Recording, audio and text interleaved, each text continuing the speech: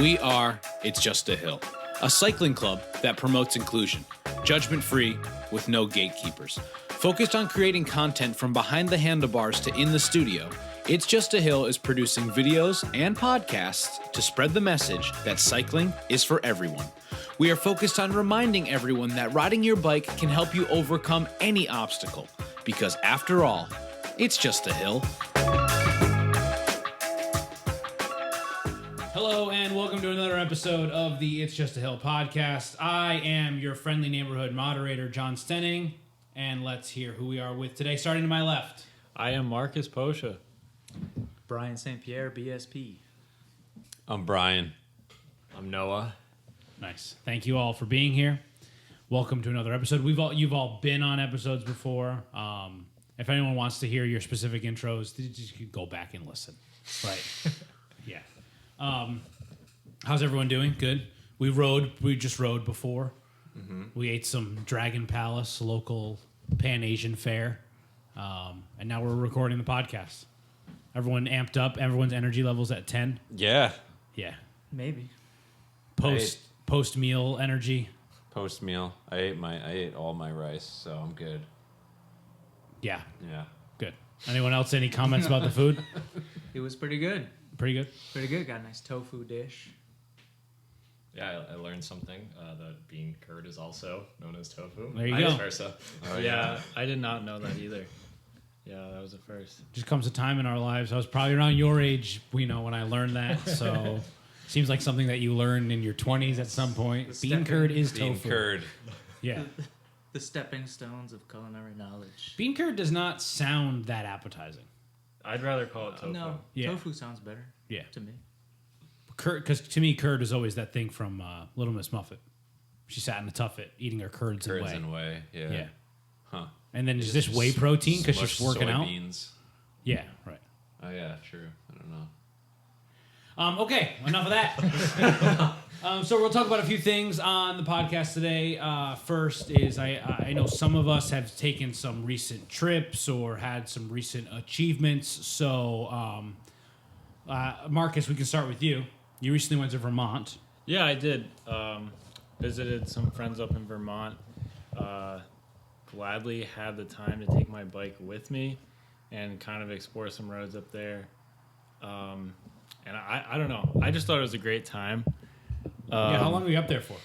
Just Memorial Day weekend, but just being able to bring a bike up there, and there's just so many people outside riding or exercising in general, compared to even our area. You took 2 rides, right? I'm trying to pull it up on Strava, but oops, there seems to be a problem. I did. Strava. One of the rides was the first half of the Rooted event. Oh, right. Which I think is in July. Yeah. Which is a big gravel event up there, starting from Cochran's in Richmond. And What is Cochran's? That is a local ski resort. Oh, okay. So, I got your ride right here. Vermont, exclamation point. I was really excited. Yeah. It was beautiful. It's crazy how, when those dirt roads are driven so much, they're just smooth. Yeah. In my description, I literally put that they're smoother than Rhode Island. Yeah, Vermont gravel is faster than RI pavement. Yeah. And you stand by swear that. to God, stand by Very it. true. Yeah. Yeah. It's nuts. I mean, I know you guys spent your fair share of time up there, but Yeah, I mean, it's gravel heaven as far as the gravel that I've ridden. Yeah. Yep. I think they have the most gravel roads in the country. Like per capita or some Something like shit, that. one of those terms. Yeah. Rhode Island is gravel purgatory. Gravel purgatory, yeah. Okay. Yeah. yes. Gravel hell is somewhere south of the Mason-Dixon line. So what you did a fat bike ride the next day? Yeah, so I happened to... You know a local with a fat bike? I did. I met a local. One of my friend's dads actually has one. Yep. And we started talking about bikes while we were actually watching her race a marathon. Oh, wow. And I ended up going over after, and he's like, you got to take this thing for a spin. And I mean, I think when I first got my gravel bike, which was new to me in this winter, I sat on it, and originally, with 40C tires, I was like, this thing's like a monster truck. Yeah. You know what I mean? And then I sit on this, and it's What whole were they, nother like story. 60? I couldn't even tell you. It I'm was looking like, at a They're picture. like 5-inch tires. yeah, Yeah. they're massive. Oh, right. They deal in inches. Yeah. Yeah. For some reason, they switch from metric Yeah. to. Yeah, right. But I mean, even the gearing just tops out at like 12 miles an hour or something. Sure. It was fun. Yeah. It was cool. And you rode it like on a bike path or something, it seems? Yeah, it was beautiful. It was Yeah. like right along Lake Champlain. Nice. And I feel like that would be cool in like the snow. yeah. Well, they have trails and they pack it down so that it's like perfectly rideable on those bikes, which is crazy to me. That's sick. Throw on some studded tires or something. I don't even think you need them. Oh, wow. Cool. I mean, I don't know too much about it, but it seems awesome. And the ride that you did, the other ride, Vermont exclamation point. Yes. That was on your Diverge. That was on my Diverge. Yeah, yes. your gravel bike. Yep. Right. It looks like you did just under 40 miles and a lot of climbing, 3,500 feet of climbing. Yeah, but you know, like it didn't feel that much different than riding, say, in like the Arcadia area. Just like the cadence of climbs was the same, but they were just a lot longer. Okay. So like I feel like I'd get a hill in the same amount of time, but instead of maybe being like 100 or 200 feet, they'd be like 300 to 500. yeah. So like, I mean, a couple of them were pretty steep, but other than that, it's pretty manageable. It was really fun. Some of the descents were crazy, you know. Yeah, there's a couple of You get moving. categorized climbs in here. Yeah. A couple of category 4s on like as far as like segments are concerned. Yep. Yeah, And I mean, looks awesome. in that area is also they call it the App Gap, which is Oh, yep. a paved road that goes kind of up over like where Mad River Glen is. And I was gonna do that, but it was a little too cloudy, and I figured if I'm gonna go all the way up there, How many gaps are there? 4 gaps or 6 gaps in Vermont? We did one of them, Brian. You and I. There's 4 or 5. Which one Or did we maybe do? 5 or 6. We did Lincoln Gap. Lincoln Gap. That's right. Yeah, and those are basically just roads that are meant to like span the places between like two. There's 6. There's six gaps. People do that as a ride too, right? Yeah, the 6 gap. 6 gap ride. And I do all of them. It's wild. The Lamb, Lincoln Gap, Appalachian Gap, Middlebury Gap, and Brandon Gap. It's called the Lamb. LAMB. Yeah, Oh wow. the great. 6 gap ride. Wait, so what are gaps again? It's like it's a road that connects like the top of one mountain to another. Okay. So it's like traversing the two, like the gap in between. Mm-hmm. I think that's how I would describe it. They all go through a mountain range. It's the Yeah. only way to really get To get through. from one point to another. Right. So you're like, yeah, it's like the one path from Like point if A to that point road B. is closed, there's no other way. Yeah. Yeah, it's like when you like. It's like you can't get there from here. It's like one of those. It's like one of those. Must go over the And gap. back to the percentage of gravel road. This is in 2015, but 55% of Vermont is unpaved. 55% of the roads in Vermont are unpaved. Wow. 8,700 miles of dirt road. Wow. This was 7 years ago, but Yeah, maybe they've paved some since. But yeah, Marcus, gonna go back. Oh, of course. I love every time I get to go up there. So Yeah. First time bringing your bike up there, or I went last summer and brought my road bike and just rode to Burlington. Yep. That was a good time. Yeah. But I feel like going to Vermont and riding road isn't quite the same. Yeah. I'd love to do. There is a paved road that goes up Smuggler's Notch, and I'd love to do that over by Stowe. That cuts through. That's another good climb in the area, and there's a nice loop to it. Yeah. But it's really hard to link things up without a gravel bike there. Right, And- because yeah. you can't get there from here. Yeah, Yeah. and I don't I'll know. say that as many times as I can. Like, weasel it in nice and smoothly. I have a question for you. Yeah. You said that the first half of the route was from another like race or something So that you utilized. I did the first half of rooted. the rooted Rooted. race, which is an 80-mile race, probably 8,000 to 10,000 feet of climbing. But I ended up. There's one point. It's the shape of the route is kind of like a figure 8. Oh, cool. Oh. So at that figure 8, Gotcha. it was a nice 40-mile. Gotcha. It was perfect what I had time Okay. for. Yeah. And but I think that second loop is where they have the pave sectors a little more south, because I didn't hit anything too gnarly. It was all It was mostly just pavement and really smooth dirt roads. What is pave? Noah. I mean, I don't know what term it's derived from, but like generally pave is just like it's ancient roads in the sense that they were Ancient like roads. Okay. roads that were established by early settlers. Gotcha. More or less like a fire road. Not maintained like a. Not maintained. It's generally very rocky, like a double track trail, Yeah. but probably more extreme. Like I'd say the Rhode Island pave equivalent is like Old Voluntown Road or Okay. like Tanner Washout, Okay. stuff like that. Because like when I watch like cobbled classics that are in Belgium and they're on like old cobblestone roads, they call those pave as well. Yeah, I think because it's like an old farm road that really they haven't done shit to in a very long time. yeah, that's basically it's Okay, just ancient roads. I think Ancient is what roads. like for Yeah. Overland, let's say there's Were those actual roads at one think so, point? that Old travel- Voluntown was a real Voluntown. road. or not like in the sense that cars drove on it. Right, but It right. was used to get The main travel- probably somebody's farm or something. That Right. They were navigating. Because they're around. actually like named like on a map, aren't they? Yeah, like New London Turnpike, for example. Yeah. And that probably was a connector at some point that Right. went up to a farm or something, and then just there was no real traffic on it after, so they just let it. Horses. Yeah. Yeah. They're not rushing to pave it. Yeah. Let alone like do any like general maintenance to Yeah. it. They will sometimes. Grade it once a but, year, like, once every few years. Yeah. Yeah. So bringing your bike to new places, you enjoy doing that. It's a good way to like see the scenery and stuff, Marcus, you'd say, or Yeah, I feel like, and I always enjoyed doing it running when we go to like different meets and stuff, and just kind of like exploring that surrounding area. It's just like, it sounds crazy, but it's like a nice way to like connect with it, and it almost makes it feel like home again. Yeah. So like I really enjoy going out and exploring new places. It's definitely hard sometimes to like find good routes Sure. or like know good roads. So like, do you guys like, I don't know, when you go somewhere new, like what do you guys do to like find a great road or a great route?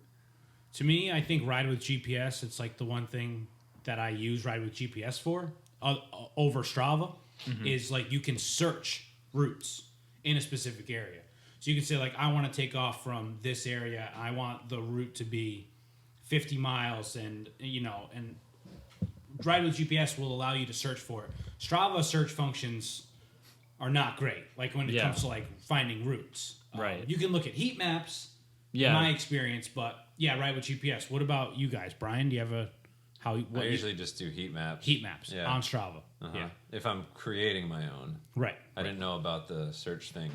Yeah, so that's what I did GPS. when we rode like around Cape Cod, and when I was looking for the Plymouth Century route. There's like Yeah. half a dozen different Plymouth Centuries, like where people like take off from the Providence area, head out to Plymouth, and come back. And so there's even like comments on Ride with GPS, like this was good because of this, and these roads are busy, these roads aren't. So it's seems a little bit more like crowdsourced in that way. Yeah. Which I have like a bunch of routes from my mom's house in Vermont. Yeah. And that's what I just would open up Strava like from her house and then just click on heat maps and Yeah. just kind of, shows you who's been riding where. if I wanted to do a road ride, I would do it around that, or if I wanted to do gravel, you can mix it all up. So I have like a couple different, I have gravel rides made up there and road rides that I'll do when I go up there. Yeah. I did do some searches on Ride with GPS for a Vermont road ride actually that Nate and I did last year. Yeah. And yeah, I thought that functionality of it was really good because also when you search for those routes, it's so user based, and there's also like the points of interest Yes. as well, so people can like actually input things on the map. Like on the And map, say, it'll like, picnic you know, basket. Yeah, like whatever. Like this was a really cool stop. This was a good lookout point. Yada Right. yada. You know, this you should stop here. You know, Right. food stuff, whatever. Thought that was a really great thing for planning because that's what I was going to ask Marcus about was How he found the route. I thought you were saying you made the first half of your route was from that, Yeah. and then you made more stuff after that. I was going to Yeah. ask how you made more of the route, but So usually, like kind of like Brian does, he does with the heat map, and I'll try to do that. And you know, sometimes it works great, and then other times I feel like it doesn't. But I figured I knew that the routed rides started close by, and I knew they'd be great rides. So like maybe even stealing from local events would be another way to do it. That was the first time I'd done it, and it worked well. So, Yeah. it's a good idea. but yeah. But it's tough if you're in an area where they don't have a ton of events like that. But it is another way, you know. Yeah, for sure. Noah, to pivot to you, you recently went on a trip to the Southwest. Yes. So I'm curious about that trip in general, but I guess I'm also curious about like that is a place that you've never ridden before, and you did go with some people. How did you find routes when you were out there, or was it more just exploring? And so tell us a little bit about that trip and like what that process was like of like finding places to ride in a totally new place. Yeah, definitely. So the trip I went on was with folks at Mythic Bike Works, Yep. which is a local bike shop. Yeah, in and they sponsor Wakefield. the club now. Yes. So we checked off 3 states while we were there. We started in Phoenix, Arizona. Yep. We flew in at like 1 a.m., went to the campground, and then the next morning we unpacked our bikes, built them, and then went out for like a local trail ride, which out of the campground, actually it connected to the Arizona Trail, Oh, cool. and rode that. And then fortunately, Mike Galoob, who's the owner of the bike shop, has ridden out there quite a bit, and he has a decent knowledge of a lot of the trails. But basically, there's just trails everywhere and mountain bike trails everywhere. So it was just it was only a mountain biking trip. We didn't bring any other bikes with us. Yep. So after riding in Phoenix, we went to like a local nature preserve that was also converted into mountain bike trails. And it was really interesting. Like each place you rode was, the terrain was very different. So this place was flowy single track through basically the Seguin cactus forest. So you would ride. Damn. And I've there'd just driven through there. And Yeah. there'd just be these large cacti on the sides of the trail. It wasn't incredibly hilly, and it definitely wasn't techy. It was like sand, like the desert, right? Yep. So we rode there the first day, and then we had aligned our trip with. So every year there's a Sedona Mountain Bike Festival, and it's a 3-day festival that happens in Sedona, obviously, and that's kind of like the mecca of mountain biking. Oh, cool. And we drove up to there on the first day of our trip. And when we got there, it was funny. So we had registered for the event, and we had to go to a bike shop to pick up our stuff. And also, I had noticed when we were riding in the morning that my something was creaking from my bike. And anyways, somehow in the process of packing it, like one of the chainring bolts had fallen out or whatever. So got another chainring bolt. And then we rode this it was only like a 4.5 mile ride, but it was just like this crazy techie trail that kind of went up. I don't even know how to describe it. Just up to the top of this plateau where you could see out through all of Sedona. We watched the sunset. And it was really nice. Yeah. So then the next day we rode in Sedona, and it was cool at the mountain bike festival. They had all these like industry rides, so you could ride with like people from Santa Cruz, people from Pit Viper. They were sponsored by Pit Viper. They were pros. So anyways, I had only bought a 1-day ticket, but the bike shop folks had bought a 3-day ticket. So in the morning, 2 of them went to the mountain bike festival, did one of the group rides, and then Mike and I went out and rode this route that goes around what's called Submarine Rock. And it's this really cool trail that at one point goes up onto this large, basically slab, and you can ride across it. And then it follows these really technical but flowy trails that are famous for being directly aligned with what are called the white lines. And they're these little white lines that you see up around these mesas, and people ride them. And it's very interesting because if you're a mountain biker in Rhode Island and you think about riding on rock, you think about it being wet and slippery. While out there, it's like incredibly grippy. Yeah. So you don't actually have that sensation of sliding off the rock. The only difference is here in Rhode Island, if you slide off a rock, it's maybe a 10-foot fall. There, it's like a 2,000-foot fall. Yeah. You're following this like white line that's like. What are the white lines? They're built into the rock, right? Yeah, it's like a formation. It's like sediment It's like in a the different rock. type of sediment. It forms this white line around the whole outside of it, around the rock, and people actually ride them. Like they treat them like trails, so Like they trails. follow the line that goes like around the outside of a whole plateau or something. It's craziness. Yeah. Whoa. Yeah. So then after that, we kind of just were playing like the ride wherever we could while we could game. Yeah. Because we didn't rent, like we stayed in a hotel room one night, but we were camping and living out of a truck. Yeah. So that night, and there's some great photos of you in like a space suit. Oh yeah. Like staying warm by a fire and stuff. Yeah. I had like Looks a awesome. full body sleeping suit that you could like zip the feet off of, so Yeah. then you could walk around in it. It was amazing. Although yeah, it seems amazing. Yeah. So then we mountain biked the next day in Sedona, and it ended up being where like every week before the trip, that when we went out there, it was like in the 80s during the day, but it just happened to be that week that it was relatively cold and rainy. So that morning it ended up raining, and generally they recommend not to ride the trails after they rain because it just becomes straight mud. Yeah. because it's mostly clay. Right, and different such. drainage out there and Yeah. lack of drainage. So then we ended up kind of navigating our way just 5 or so miles north of Sedona, and did this really fun ride on some locally famous trails. And then generally, whenever we would finish a ride, everyone would be like, "I'm done. I don't want to ride anymore." And of course, I wanted to ride more. So they drove back into Sedona to go to. They had a movie festival on the last day of the Sedona Mountain Bike Festival. So I kind of rode back, and I took all these really cool trails, and it was just very interesting because you're like, I mean, literally at points you're just in the middle of nowhere. There's nothing else around you. There's no water. Yeah. And it's just like very jagged rock, but these just wonderful trails. So I rode back into town and we watched the mountain bike festival, and then we decided that night we weren't going to hang around because it was going to get down to the 20s in Sedona, and we didn't want to camp out there.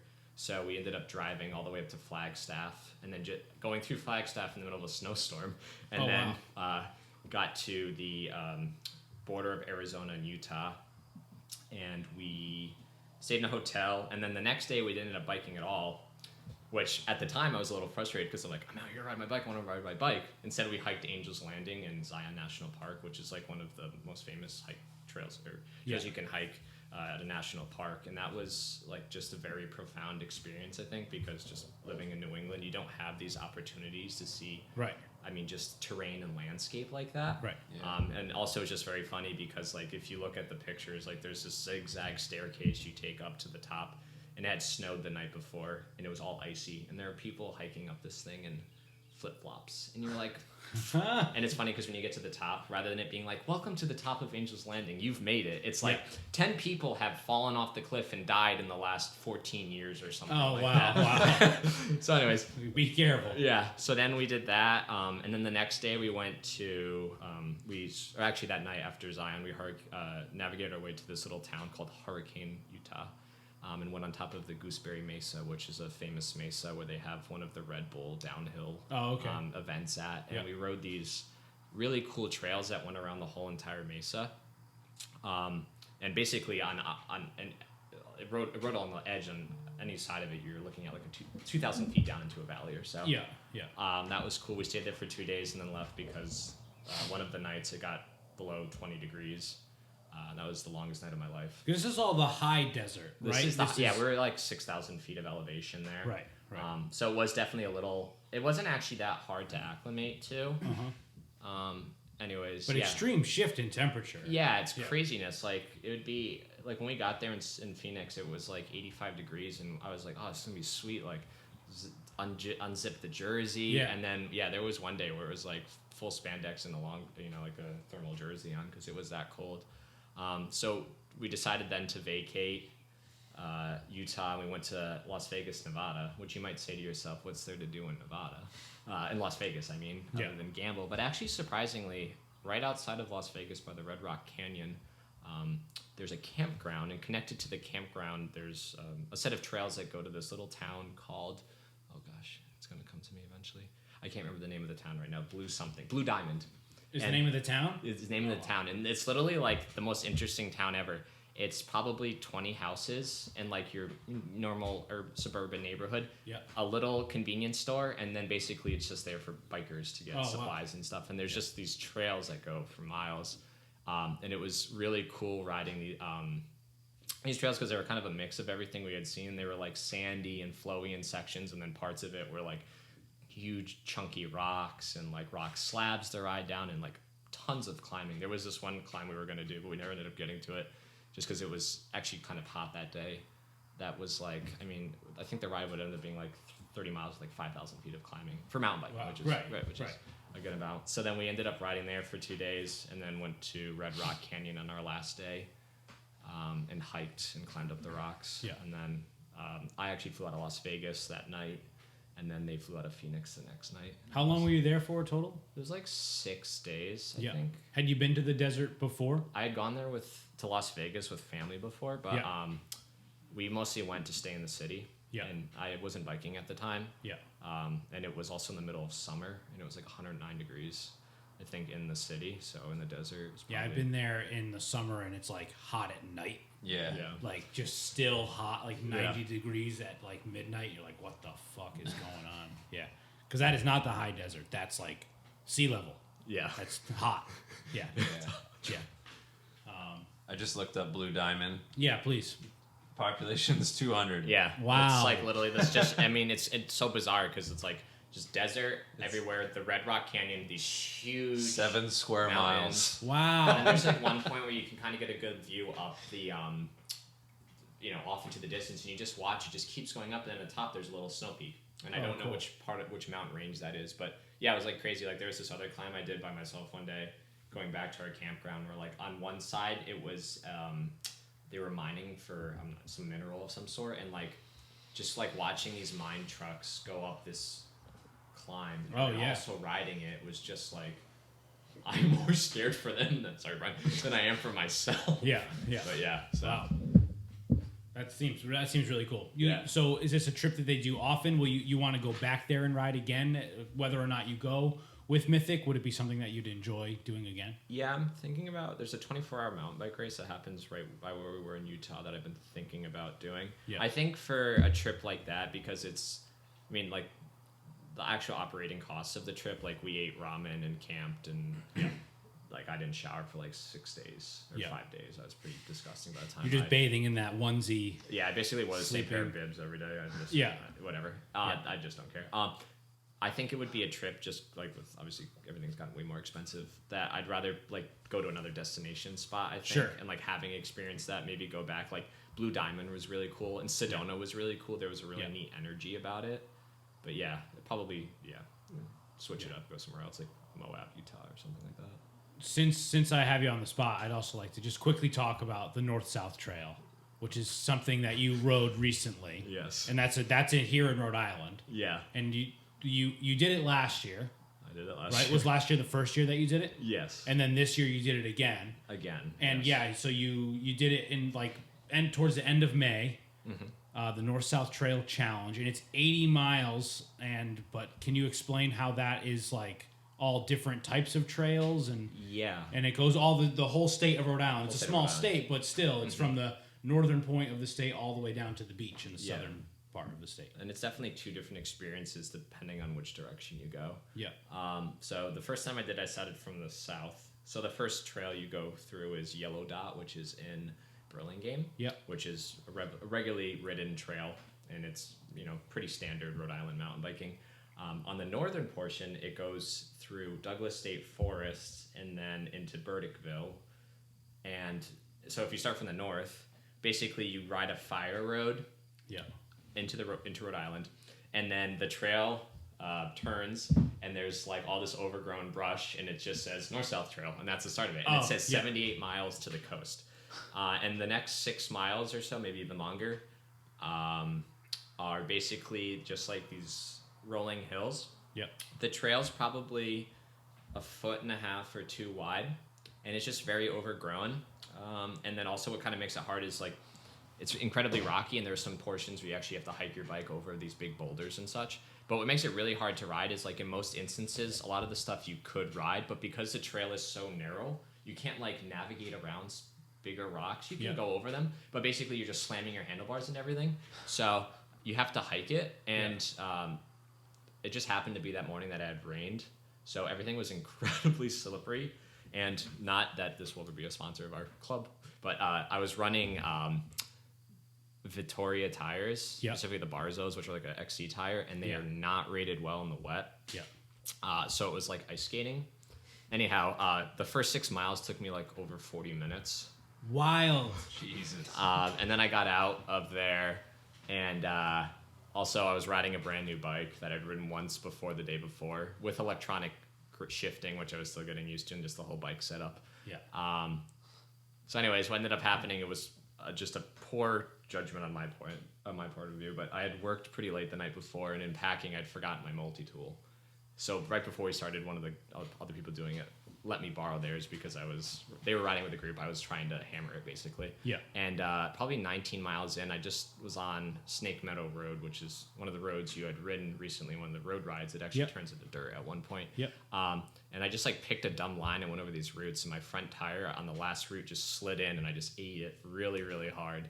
And I picked up my bike, started to ride again, then realized, it's not shifting down the cassette. What the heck? Anyways, I couldn't figure it out. So they eventually caught up to me. I'd fooled around with the bike. I'd called Mike. It ended up being a very simple fix, but in the moment, I think I just was panicked, trying to figure it out. Didn't understand how the electronic shifting worked. You had another 60 miles ahead of you. Yeah, I was repairing it. So anyways, in doing so, when this person caught up to me, I said, I think I'm just going to walk a mile up the road, back to the road, and just bail, and I'll figure out my way home. Here's the multi-tool back. I don't need it. Well, anyways, after a little bit of fooling around, Mike and I figured out that there's a way to manually shift the derailleur up so I could get it into a gear that I could single speed. And then I realized, I'm such an idiot. My shifter was pushed against my brake lever, and it wasn't stuck. It was stuck, so it would click down, but it wouldn't click up. Gotcha. So, anyways, I needed a 25T. Anyways, Torx. So I hauled ass to catch back single up with speeding those to catch up with them, and they have these really funny food stations for this event. It's like a small group that does it every year. Yeah. And basically it's like a cooler covered with a towel hidden in the woods. Yeah. And you just show up, get water, get food, keep riding. So anyways, I just got there, fixed it, and then it was a new day. Ironically enough, what I didn't realize also is that when I was assembling the bike, I guess the hub wasn't tight enough, and the through axle was also falling out while I was riding, which is something we've experienced before. And I'd ride for 15 minutes, and then I'd be like, why is this shifting so badly all of a sudden? I must have mud in there. And I'd stop and look. Coming out of through line axles. as it's falling out. So anyway, then it was just after that, it was just got really hot, and finally made it to the beach. My goal was under 7 hours. I ended up doing it in 7 hours and 34 minutes, but I ended up taking a few wrong turns and adding on some extra mileage. Yeah. So it wasn't my greatest day, but my only description for somebody thinking about it that wants to do it is it's just plain dumb. Yeah. It's like a lot of hiking your bike, then some really nice trails at the end, and the middle's all road. So it's kind of like everything at once. But if you're going to do it from the north to the south, because you end basically smashed because you've just ridden a bike for 7 hours, and the last 6 miles is hiking your bike. So there's really not that feeling of accomplishment when you finish. You just want to be done. Right. But the other way, you go through Burlingame, and then you come down the road into East Beach, and there's a breeze blowing, and there's people there, and you finish, and you can look at the ocean, drink a beer. And that sounds awesome to me. Yeah. That's why I want to get a mountain bike. Yeah. No, to do shit like that. It's a cool trail, and it's the longest continuous trail in Rhode Island. It's well marked. You don't really need a GPS to follow it. There's little signs. If you're in Arcadia, you've seen it. If you're riding along it and you see a blue marker on the telephone pole, that's it. But So we just passed some on 138. I think it goes right on 138 for a little bit. In that direction. Yeah.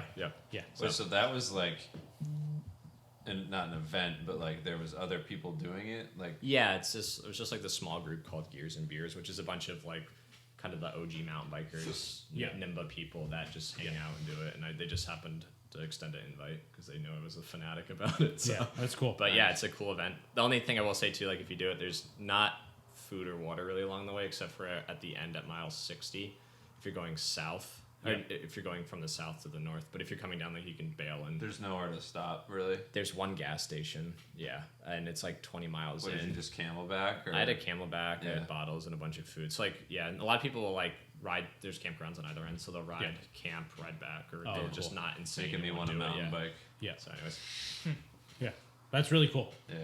Very cool. Next, Brian, you're next. Oh boy.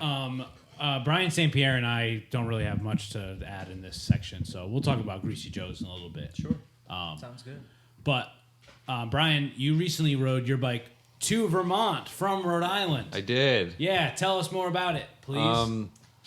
It was so I wanted to ride my bike from my house in Providence, Rhode Island, to my mom's house in Cavendish, Vermont, which is just south of Woodstock. And I had originally made the route. It was 150 some miles, mostly road, and that kind of sounded boring. So I had went on Strava, and you know how you can click preferred surfaces. Yeah, you change it to gravel. I just clicked. Unpaved. I clicked dirt to see what would happen, and it made it 180 something. It was kind of all over the place, windy, and I had narrowed it down to. I kind of combed through it. So it was 100, I think it was 165 miles. Yeah, 165. I got it. Yeah, pulled up. I got it in front of me. Yep. And I think I had it to 170 something, but I wanted to kind of get it to a realistic time where I could get there before the sun went down without hammering. So You sort of split the difference between the all paved one and then Yeah. Yeah. Narrowed it down, and I wanted to. I left at like 5 a.m. I did it on my gravel bike. Yeah, it says you started at 4:58 a.m. 4:58. Yeah, my Yeah. goal was to leave at 5, so I got up at like 3:30 that morning. Ate a bunch of oatmeal and Hell some yeah. eggs, Yep. and it was a lot of fun. Did it by myself. Kind of wanted to. It was the longest solo ride I've ever done, so Yeah. kind of wanted to just like take a whole day and just enjoy the day and the challenge. And it was great. There was a ton of rail trails, ton of bike paths. Yep. I thought the rail trails would have been Smoother than they smooth. were. Yep. It turns out a lot of them were like snowmobile trails, Yep. and those aren't maintained at all in the off season. So Right. it was like there's a lot of sections that were super muddy. There was like loose sand, Yeah. almost like beach sand sections. At one point, you had to cross a river. yeah. So that there was, I was past 100 miles by this point. I was in either New Hampshire or Vermont, and I was on a dirt trail, and there was a sign that said "bridge closed," and I'm like, I'm sure it's fine. I'm just gonna keep going. Yeah. So I go up, and the trail kind of disappears, and I'm like, what the hell? And I hear a river, and I'm like kind of following there was a chain on the trail, and my head unit was telling me to go this one way, and so I just kind of walked my bike down to it, and there was the trail kind of jutted out, and then it just ended, and there was a river that went across, and at this point I was in the middle of the woods and I couldn't turn around. So You could have. it was mean you I didn't like want to. I was looking on my map. I'm like, I could go all the way. It would have added a lot of miles. Right. So it was really hot out. So I'm like, oh, this might feel good. So it was like 85 degrees or something. I had to like climb down the side of this Yeah, the riverbank. riverbank Yeah. with my bike, walk through the river, and then had to climb up the other side, which then was like that directly other side was a climb, like on my on your Karoo. Yeah. Like I could see it. It was like red and yellow. Oh wow. So I'm climbing across this, knowing that once I get to that trail, then I have to go immediately into that. So Big climb. I climbed through it, or I climbed through the river. It was like just up to my knees. It wasn't too bad. Yeah. Do you have like the bike over your head? No, I just had it I was like holding it like on my shoulder, kind of as best as I could, because I had a frame bag on. Right. And then I had to like climb through the woods a little, and then I got back up onto the trail. Was there any evidence of a bridge ever? There was like you could see the two Like stanchion post things? and that was it. Wow. And then I kept going, and then I got up to the other side of the trail that was closed. Yeah. And then went back under that, and it was fine because I was on the closed side. It was a great ride. There was some of the overland route toward the end. Met a bunch of nice people. So people gave me free water, and Did you tell anyone that you were riding your bike from Rhode Island to Vermont, and what were their reactions if you did? I did. Oh, there was this. I went to this restaurant called Crows on the Corner, I think it was, and I got a breakfast sandwich and like a cosmic cookie that I had eaten it. I had eaten one while I was waiting for my sandwich, and then she gave me another one in the bag, not knowing that I had eaten it. And I told her, I was like, "Oh, I already ate one," and she was like, "Oh, you can just have it," which was really nice of her. And she's like, "I'm sure you need it more than I do." And I'm like, "Yeah." And she asked like where I was coming from. I was like, Rhode Island. I was like, Providence, and she was like, Rhode Island? Like, yeah. And then the girls were like, the two girls working there were like, "Oh my God." And then these people came in to like get seated, and she's like, he's riding from Rhode Island. Yeah, like you're like the talk of the town for Yeah. the next like 15 minutes. And I'm just like sitting there like laughing and Right. Yeah. Yeah, it was cool. And then you had a nice welcoming party at your mom's place. Yeah.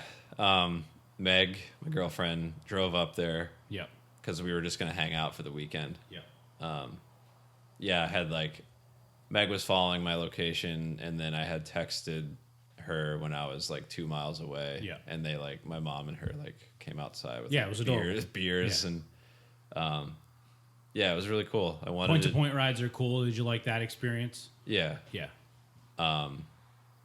Doing it the opposite way would probably be faster because it's all downhill. Yes. But it was cool. It was cool to go from city to like in the middle of the woods. Right. Right. I feel like that was a cooler thing to end at than going from woods from to the city. from seclusion to Yeah. But I wanted to do it in 13 hours, 12. I wanted to do it in under 12 hours. And I think I beat it by 1 minute. your moving time was 11 hours 59 minutes and 3 seconds. Yeah. So yeah. Awesome. Yeah, it was cool. I didn't like hammer at all. Yeah. I tried to keep my heart rate as low as I could and took my time on the climbs and just wanted to focus on feeling like really good when I finished. And I feel like when I finished, I could have kept going. No mechanicals until 6 miles. I got a puncture. From the end, 6 yeah. miles from the end, I got a Yeah. tire puncture. And thankfully, Noah put a whole what seemed to be bottle of sealant in there. And it sealed up pretty quickly because Yeah. it lost a lot of sealant. Yeah. And I limped it the last 6 miles. Still had enough air in it. Yeah. That's awesome, dude. Yeah, Good my on mom you. made lasagna. I ate a shitload of lasagna at the end. 164 miles, 165 miles. Look, so many segments. Yeah, Wow. What was the elevation again? it really wasn't bad. I think it was under 9,000, It is just under 9,000, Yeah, about 8,900. Yeah. Nice. Yeah. considering the mileage. Yeah, Right. when you said that you were going to do that and I saw the mileage, I assumed it would have been. Well, it was a lot lot. more climbing. It was a lot more. I actually kind of trimmed it down Yeah. because I think I was like trying to make it as easy as I could, just Yeah. because I was doing it by myself. Yeah. Yeah, it seems like you had a solid, like you said. Your average heart rate was 135, which is good. Max was 166, right? So you weren't pushing it too much. Yeah, I But tried there are really- some decent climbs in there. There's like 4 or 5 categorized ones. Yeah, Mostly 4s, 1, 3, and they're like, right, like Marcus said earlier, they're like longer climbs Yeah. than you find around Yeah. here. You know, like it's hard to find a 10-minute effort climb.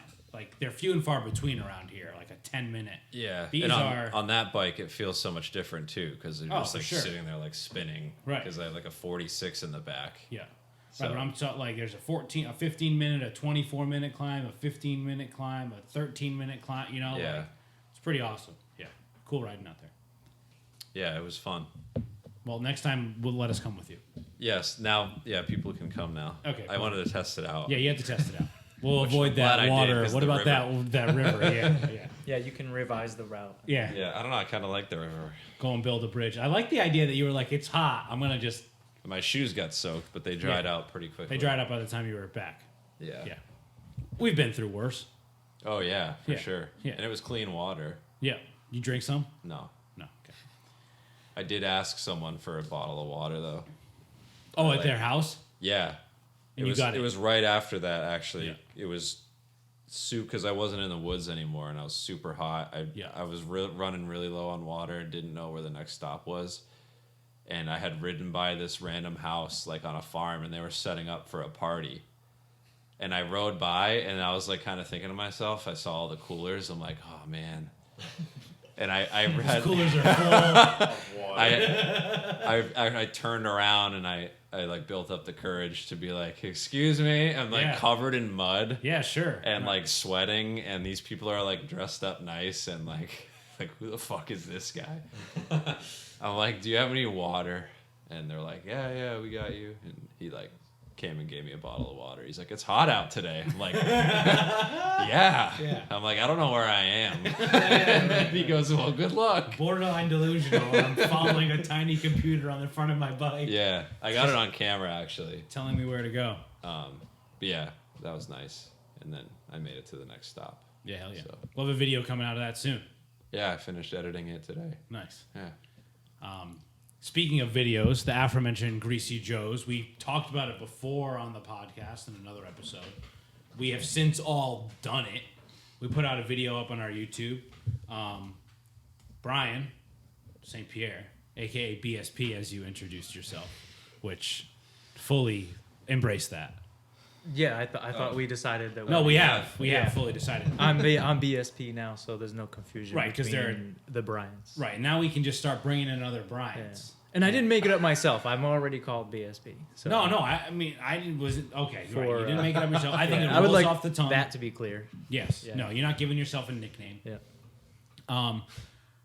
You weren't on the episode where we talked about Greasy Joes. Yeah, and was that prior to It was Greasy Joe? just before. Okay. Yeah, it was just before. No, like, I was the week not on that before. episode. It was Brian, Noah, and I and Jeremy, I think. We spoke about it. So, BSP, going into Greasy Joe's, what was your like expectations? And then like after having finished it, how did you feel? Going into the ride, I was nervous as hell. Yeah. Talking with you guys so much about it leading up to it, and everyone talking about it so much in like the month leading up to it, and especially with say Noah and Marcus, who ride in that Arcadia area so much. I mean, you guys do as well. I was just trying to get as many, even if they were short, just as many rides in that area as possible, just to get my sea legs for all the chunk and techie stuff, which turns out I really enjoy. Oh, So wow, nice. Noah lit up. Yeah, Almost as happy as Jason Maringer. I really like that stuff, and I like that type of riding. I think it was really fun. I was just really nervous because I still feel very new to off-road riding. Yep. And so far, I have not done a ride as long and as difficult as that. So I know you guys already talked about it previously in the podcast, but so I'm sure it was said, but there's, there was the shorter route and the longer route. Yes, right. The right. 55 mile route with Right. around 3,500 feet. Right. And then the Hellraiser loop with Right. around 83, 82 miles. Yep. Around 6,000 6,000 feet. plus feet of climbing. Right. So by far, that was going to be the most amount of climbing I had done in any ride, and then the longest mileage for off-road as well. Yeah. So even going into the day, I was not convinced I was going to be able to do the whole ride. I was thinking maybe I'd just switch over and head back at some point and have it be similar to the shorter route. But yeah, so I was very nervous, and even in the video that we put out. that you put out that Yes. you guys will talk about. talk about I'm it not now. in it very much for multiple reasons. One of my favorite parts of the video is in the beginning. When I asked you if you want to talk to and that's camera. and that's what I was gonna Not say. really. I was just like, I was just like, well, I'm not even that outgoing of a person to begin with, and I kind of freeze up on camera. But like, even in that moment when you asked me that, I was just like, Right, your nerves out are of at my an all-time mind. high. Like I was nervous. I was Sure. just trying to make sure I wasn't letting my nerves like unintentionally make me forget about something on my bike. Like Right. forget it, going over my food and make Yeah. sure I had everything and whatever. So yeah, very nervous. And then flash forward to the end of the day, I did it. We all did the same route. Yep. I also finished it. Very happy. Yep. I Accomplished. felt pretty good by the end of the day. Hell yeah. I had a different experience than you guys. Right, we did split up. We There split was up pretty early. A mechanical, from a flat mechanicals. tire. So Some I people got definitely stuck with had the flat tires. I had a different day than you guys, but Yeah. Jeremy and I, long story short, Jeremy and I worked together for the whole day, and I think we did a good job of keeping our efforts pretty low and just making sure that we did it. It really And, is like we a felt day, very accomplished. a day of like suffering and like trying, or in a way that like you are coming to terms with how much suffering you can put up with, right? Like, and whether that be dealing with mechanicals or just dealing with the terrain, right? Like, because the 5 of us that are sitting here, we finished in like 3 different groups, essentially. Yeah. Like, by the time we got to the end, like, you said that, no, Brian, you said that you felt pretty good at the end. I was dead. Marcus and I were together with Adam at the end, and I was like, 20 miles left. We hit Hillsdale Road with like 20 miles left, and I was like, what the fuck is happening? Like, I was done. Yeah, I bonked pretty early. Well, not pretty early, but 10, 20 like I miles had like before 20 that. miles left. Yeah. Yeah. That whole from Old Mountain up Hillsdale all the way like to Route 3 was easily the darkest point I've ever been in on a bike.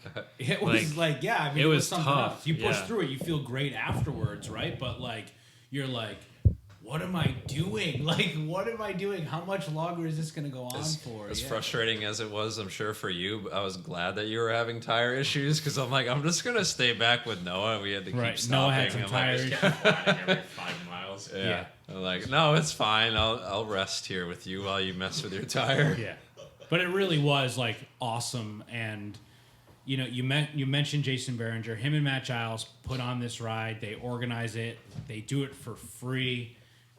There were like great snacks and like food and like great support. Like, here's our phone number. Call us if you're having a mechanical. I mean, it was awesome. And to think that like that's free, and like the passion that they put behind that, and like you pay a lot of money for some events that like people are just like making money. And sure, yeah, you have to make money. We live in a terrible capitalistic fucking society.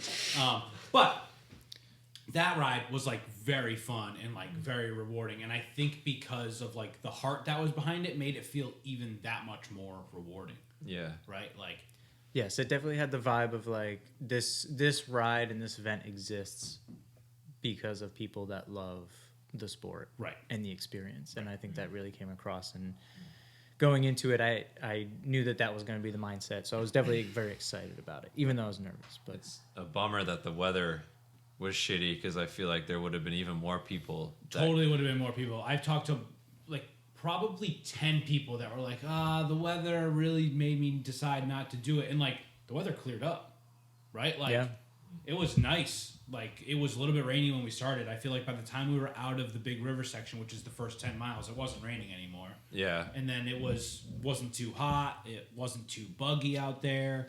Some sections of Arcadia have been sandy recently. They were sandy then. Need a lot of rain to deal with that, but what are you gonna do? Like, there's no way around that. And yeah, I loved it. I will do it. I will do it again. Will anyone else here do it again? I'll do Absolutely. it again. Yeah. And actually, I'd like to clarify on when I said that I felt pretty good. I don't think I felt pretty good. You can say you feel- I think you can lie to us. I think I just expected to be fully dead and have bonked. Yeah. I was. But I didn't. But and I think it's due to just kind of how the day, shook out. Sure. So it was like, I don't know, maybe mile 19 or something was when the initial split really happened with Jeremy and Cole and I. Yeah. Cole was having a rear tire issue that later it turned out that it was sealant leaking from, or like air leaking from between the tread and the sidewall, which was really odd. So Victoria. we stopped Another there Victoria. around You know what, Victoria? We don't want you to sponsor us. mile 19 or so, and Jeremy and I stopped with him, and he put air back in, and we couldn't really figure it out, but it seemed like he got enough in, and maybe it was holding, so we continued. That was only like a quarter of a mile from the start of 2 mile smile segment. Yeah. Half of the way up Wait, that. this was all before 2 Mile Smile? like in the middle of the it. first one was. The first stop was before? right before Holy it. cow. So then the second stop was halfway up 2 Mile Smile. Yeah. Because we waited at the end. Yeah, I We assumed waited I was for a while. Yeah, I was we like, did. if we can, at that point when he had to put he got flat. He went flat halfway up 2 Mile Smile. Yeah. And I was thinking, oh, good. Hopefully we can fix this. They'll be waiting for us at the top at that cul-de-sac. Yeah. And we'll be good to go. We'll keep going. Yeah. But yeah, we would try to figure it out. We thought maybe it was the core valve core, like what do you call it? The O-ring on the valve core maybe was off, so it wasn't holding air. Yeah. But that wasn't it, and he put a tube in, so that stop took a while. So that's when you guys kept going, I assume. Right. It was the first time I took a bite of this huge cookie that Marcus had. Marcus had like a huge fucking so cookie. many cookies. What fucking cookie was that? What kind of cookie was that? Those were all of Cole's cookies. What? So, Cole, if you're listening, I spent all 80 miles asking everyone if they wanted cookies because I was carrying like really did. 5 Break cookies. off like cookies like 5 times. You asked I was- like 10 times I was- if anyone wants a cookie. I was begging people to eat them because I was not going to eat all those. But they were like good. Sugar like Yeah, dense, frosted, like bakery. Christmas cookies. Yes. So I had no idea about the cookies. I wish I knew. So then when was the first feed stop? Like 30, 33-ish? At the end of Old Voluntown before we started, Yeah. before we took the right off So- Old Voluntown, yeah. So anyway, that first tube that Cole put in ended up going flat. About a couple miles before that first feed stop, went flat again. Put another tube in, and then as you can expect, like you're pretty mentally, or I don't want to speak for him, but I feel like it's getting to him, Oh, and sure. he's getting annoyed, and Yeah. you can't blame him, and felt really bad. So at that first stop, he decided he would just kind of head back. Right. Which in the end, he still ended up doing like 65 miles or Yeah, something. because so I saw him in the parking lot and he was like, I did a shortened version. I was like, oh, like shit happens, whatever. And I look at him, he did like 65 Yeah. miles. And like, so he still he did like a crazy ride. Yeah, it's a great ride. Yeah. Right. But so we were at that first stop and we were kind of thinking, all right, we'll go back with you and we'll just have a little bit of a shorter day. Yeah. But then Jeremy and I just decided, You pushed on. we're going to do it. Yeah. If we're going to do this, let's stick together. Let's try to pace this out. We've both been prepping for this for a while. Yeah. I think we want to do it. So yeah, so we kind of took our time, and in the end, it didn't even. We actually weren't that much slower than you guys. It seemed like, but yeah, with it just being the two of us and also off road and Right. like at that point, you were only really helping each other from morale. But it went pretty well. Like there was a couple big road climbs, like was that one coming on the west side of Arcadia, coming north north above 165, that road climb. Falls River Road. Yeah, I think that's it. Yeah, maybe the hardest climb. The on that one route. that's right across from Woody Hill. I think that is Falls River. Is that the one with the switchback? No. No. It's just a long road Plain climb. Road. Maybe that is Plain. Plain Road was the one that we climbed right after the bottom of Turner Washout, I think where you might it have was lost before- your it phone. was You lost your before- phone too, dude. Oh yeah. Yeah, that's what I was Oh, on getting Tanner's to. Washout. On Tanner's Washout. Wait, so Ryan, I'm curious, what Yeah. section made you realize you love the chunk?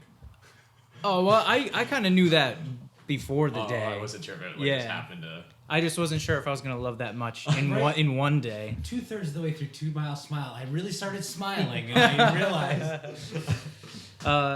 Yeah, so anyway. yeah. I feel like when we knew that big climbs were coming up, we just really took our time Yeah. and didn't want to burn ourselves out. So then we got to that top there on the pavement, and then you take the right at that entrance into the very western side of Arcadia Yeah. to come down Tanner Washout. Yeah. Okay. Okay. Yeah. And I Escalade realized Hill. after. Yeah. Okay, so yeah, in the end, we realized that I lost my phone coming down Tanner Washout. Yeah. But we only realized it after there was the food and whiskey stop around mile like 50 or 55. Yeah. 55, I think. And I didn't notice then Yeah. because that was like 5 or 6 miles after Tanner Washout. Yeah. Then we kept going. We both took a shot or two, Yeah. had some Rice Krispie treats. We were feeling really good. Yeah. And we actually kept playing Leapfrog with this same older man and woman. I don't know if they were a couple or not, but Yeah. maybe in their 50s. And they were Yeah. like really nice. And we just kept playing Leapfrog with them Yeah. for 2/3, 3/4 of the day. It was like, it just got to a point where it was just funny, Yeah, like little And- one-liners, like little inside Yeah, jokes. with just each always other. passing each other. Oh, tire problems again, huh? Yeah. Oh, yep. All right, see you guys later. Yeah. And then just keep doing it. Yeah. So, Yeah, at some point I realized, I looked down at my Apple Watch and realized my phone was not connected to my phone. That's how I realized. So I immediately stopped. My first thought is like, I don't know, fuck it. I don't care. I'll buy a new phone. I want to just finish this ride. I don't even want to think about this. Yeah. But we stopped. I called my wife. She has my location all the time, so I was able to see. I said, all right, send Jeremy's phone number, the screenshot of where it is. We figured out it was like around that Tanner washout. And I had stopped for like pee break and a little bit of food at the top of Tanner washout.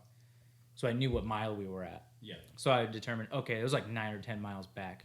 We're not going back for my phone.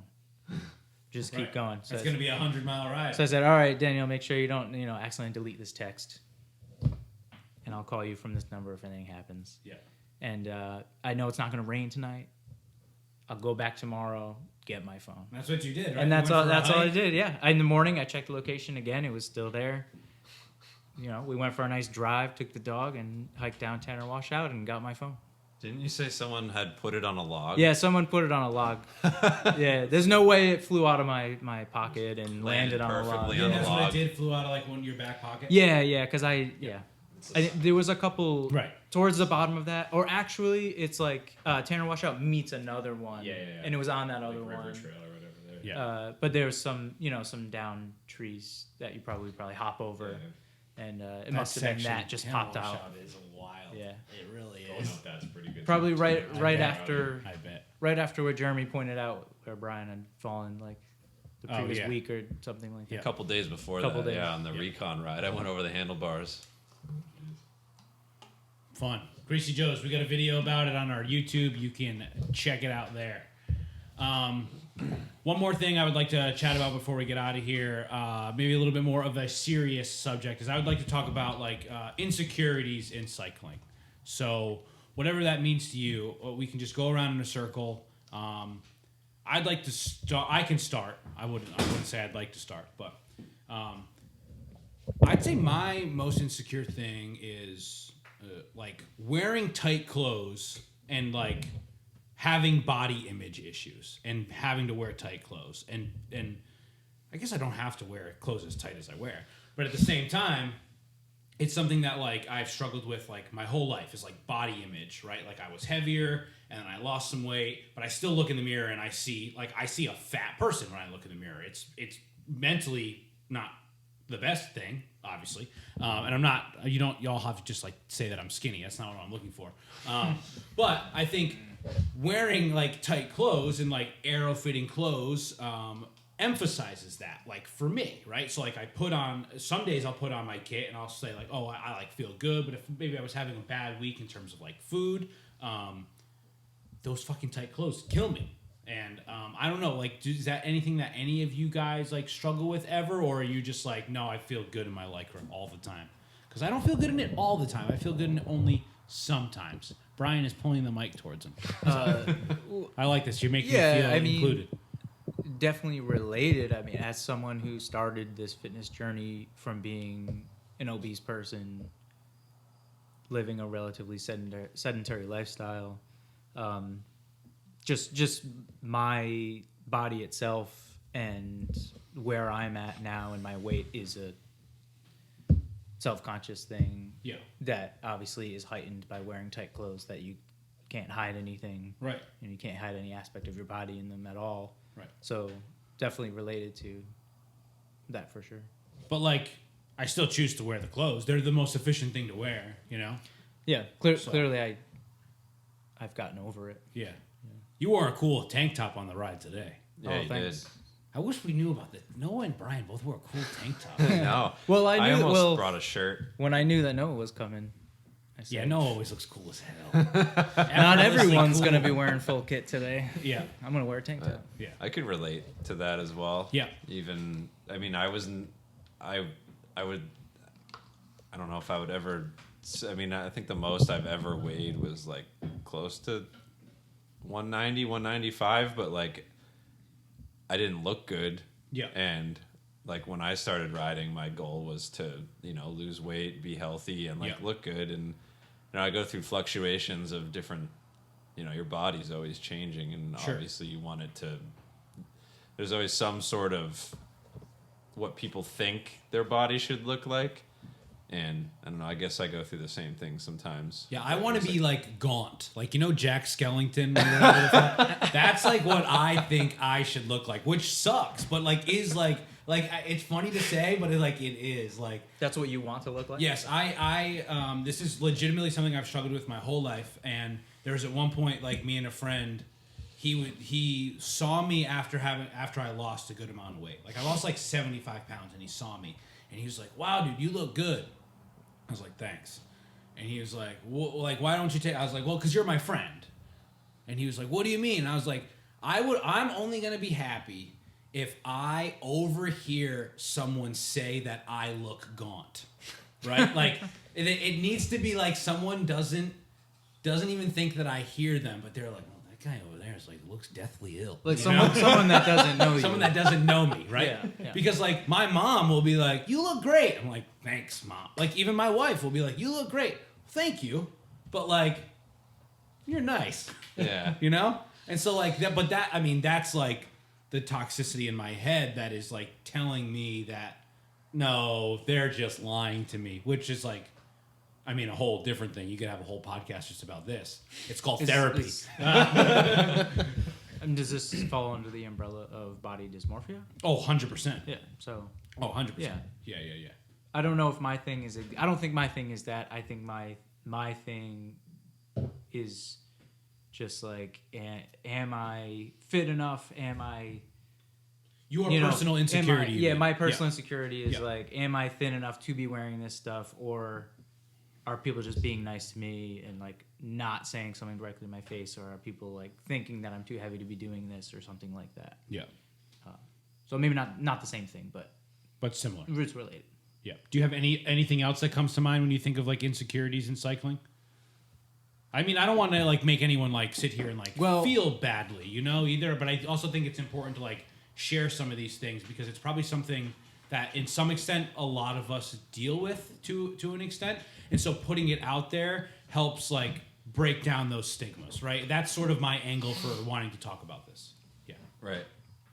I have gone through sort of insecure feelings about like, am I good enough? Am I strong enough? Yeah. You know, am I good enough at cycling to even go for certain group rides or events and keep up with everyone? Yeah.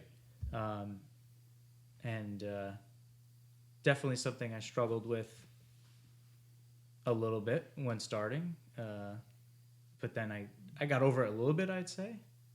But I also have a lot of internal feelings that have progressed over time where I also don't know if I care as much. Hell yeah. Right. Anymore. That's great. Yeah. I think for me also it's about finding a balance between the other parts of my life and the fitness side of things to know where is that threshold of like, I don't have to be riding as much as everyone else or get the same amount of miles.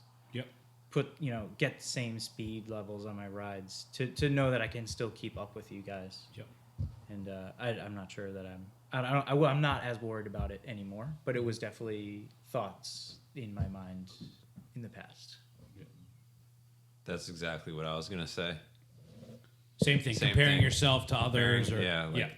Showing up not being the strongest one, or like worrying about like getting dropped on hills, things like that, and then just like kind of getting to the point where I'm like, I really don't give a shit. Like, right. I'm gonna do what I know I can do, and riding with people stronger than you makes you stronger. Hell yeah.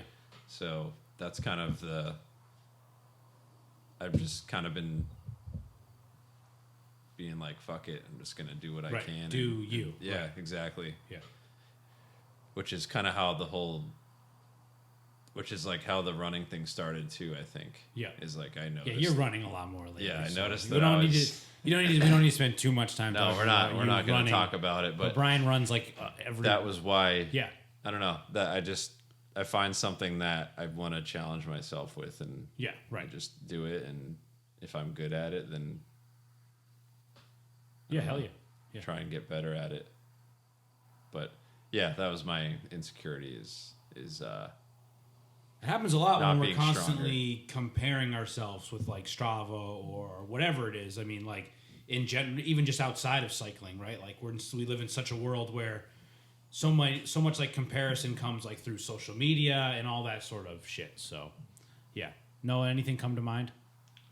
Not with cycling so much, but like I definitely noticed when I was a runner, I had that same image of like we'd go to meets and watch these like we were saying lanky or people who were fast running, but it's kind of funny like to maybe turn this into a positive.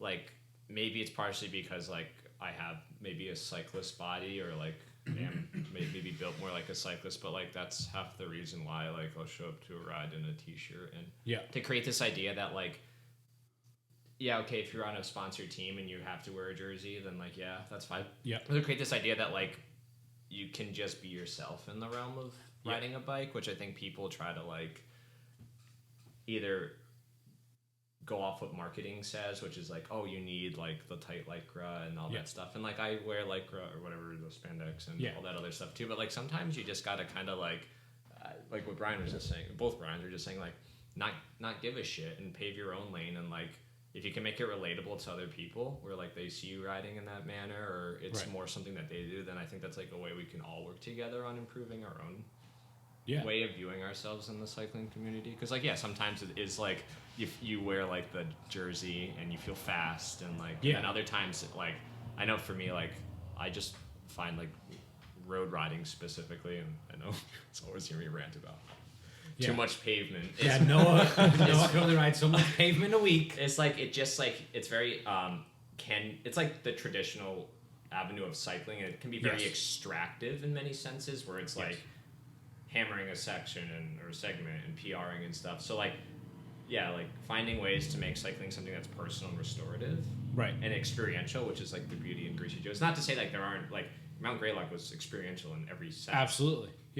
Just like finding and doing your own thing and like understanding that like some people aren't going to agree with what you do. Some people are going to say wear a jersey, like stop wearing a t-shirt, and like whatever, that's on them. Don't use a bar bag. Or like and like whatever, do what you want to do and like make it your own. Don't let others put you in a box. Right. Exactly. Because to me that, especially road cycling, is very much like there are these unwritten rules and you should be showing up wearing this and like your socks should be this height and like it's just like and like if you are truly happy, it'll make, and you love what you're doing in the realm of cycling, like you're gonna do better because you're gonna enjoy doing it. You're gonna want to do it more. You're happy. You're gonna want to be out there and exactly. Totally. So just like whatever. We're not all trying to be world tour riders. Like just ride your damn bike. Whatever. Ride your damn bike. Marcus, you got anything that you'd like to add to this? Yeah, I do. Kind of like Noah said, Noah and I were both runners before cycling, and I feel like a lot of like mental struggles I have kind of come from that. And like my biggest thing is like it's okay to have a bad day or even a bad week or a bad month. Like it's fine. When you say bad, do you mean what do you mean by bad? Like I mean less mileage or like no, I mean like personally bad. Whether that's like your like whatever your personal goal is, and like that's fine. Like some people are out for an Olympic trial or out for a Sunday stroll, but like if you're like disappointing yourself, like you can't let that like get to you. Like for example, like 2 weeks ago we were on a group ride and I got like dropped towards the end and I was just like pissed. But like pissed at yourself. Pissed at myself, at nothing else. But just like damn, like I love coming out and like riding with everyone. It sucks I feel like crap today. But like reassuring myself that it's fine. It's not a competitive, thing, and kind of just learning to like use it as a learning experience and not like beating yourself up over it. And that can be, like I said, like put to like any skill level, like any goal or aspiration. Like it's really just like being okay with and everyone has ups and downs. Like for sure. I definitely feel like a cyclical, like every like 6 weeks or so, like I just need to like relax 5 or 6 weeks, I can just feel it like creeping, you know? So whether it's, you know, a bad day in a week or like a bad week in a cycle of training or, Right. you know, Right. or even a bad year for people that have been riding for years. Sure. Yeah. So, Yeah, because like you're not gonna. Every week isn't gonna be better than the last, right? Right. Every year isn't gonna be better than the last, and yeah, to think of it on that scale, it almost feels like it's better to just like live in the moment, right? Right, Like, yeah. Okay, what is this ride doing for me right now? Even though like my legs might not feel great and I might not be like as fast as I was before, but like, hey, I still like chose to like get outside and like get in the fresh Right. air and like put in the work, and just like having that internal dialogue that like makes you think about it in that way like is Yep. important, right? Because Right. then it puts it into perspective. Mm-hmm. So and then like, because if say you are on a group ride and like you are falling back, like maybe everyone else's legs are fresh as hell and yours just aren't, right? Yeah. Like it's so much more complicated than just like my day's bad, their day's good, right? It's Right. just like there's so many like variables there, and Yep. yeah, hell yeah. Well, thank you all for sharing that. Maybe next time we start like on the down note and then we talk about the exciting stuff. I don't know. Because like now we're smiling because I said that, but it was sort of a downer to end the episode.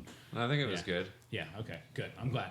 All right. Earlier, we mentioned Mythic Bike Works. They're a new sponsor of the shop. Their shop is a new sponsor of the club. That being said, their logo is going to be on our new jerseys. We have new jerseys and kits coming out very soon. So check out Mythic, technically in Peacedale, Rhode Island, which is of the greater South Kingstown community. So yeah, you can check them out there. Our other sponsors, of course, A Guy and His Pie, Bomb Burritos. Pepperidge Farm is now sponsoring us. Go buy local swirl bread and bigger, bolder butter buns or whatever. And of course, this podcast network, Decaf Left Media. Thank you all for joining. Is there anything that you'd like to say before we get out of here? Anyone? Thank you. Thank Yes, you. Brian. You do not have to be of a certain body shape to wear Lycra if you want to wear it. Love that. Thank you. You're welcome. Thanks for listening, everyone. Thank you for being here. Catch you on the next one. Bye.